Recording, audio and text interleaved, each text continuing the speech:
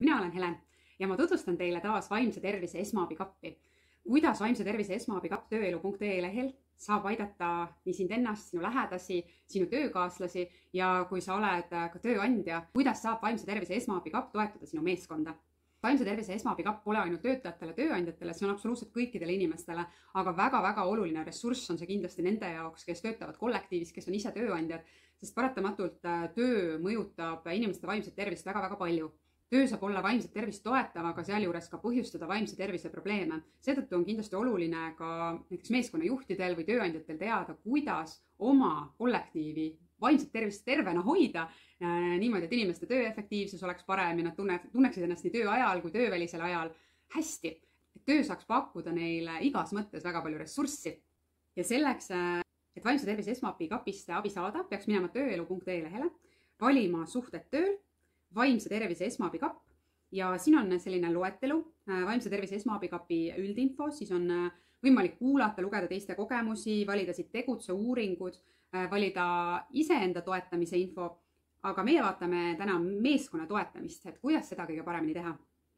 Väga oluline on meeskonna toetamise puhul ennetada ja maandada riske ja et kuidas aidata, sest iga meeskonnaliikme panus on ju väga-väga oluline ja olla kursis sellega, et see teadlikkus vaimses tervise probleemidest aitab väga palju.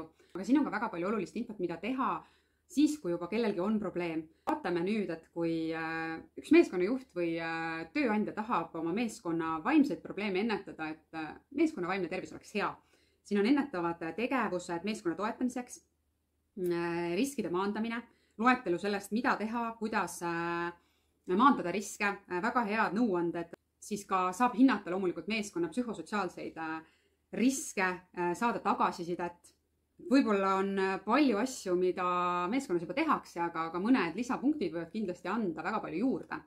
Kuidas tegeleda sellega, kui meeskonna liikmetel on elus endal mõni traagiline sündmus, kuidas toetada neid, loomulikult ka erinevad puhkepausid, tehnoloogia vidinatest, mis inimestele tegelikult mõjuvad alati väga hästi.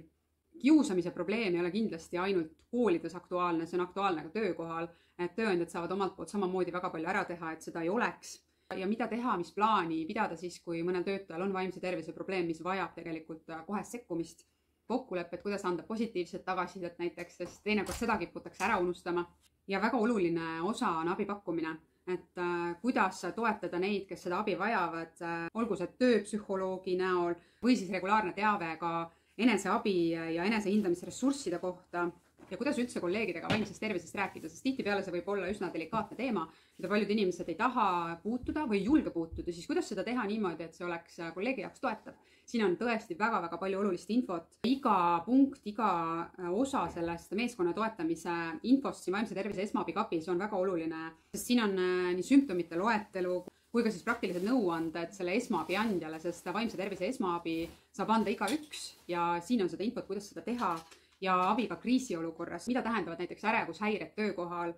Siin on kogemuslood, mis asi on depressioon töökohal, kuidas seda tähele panna, kuidas seda ära tunda. Alati ei ole seda lihtne märgata, kuidas nende probleemidega ka tööle jääda või tööle naasta.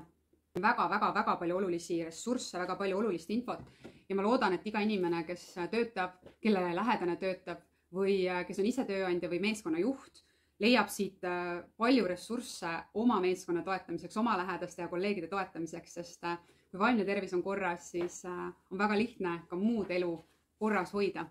Töö edeneb kindlasti kergemini ja paremini.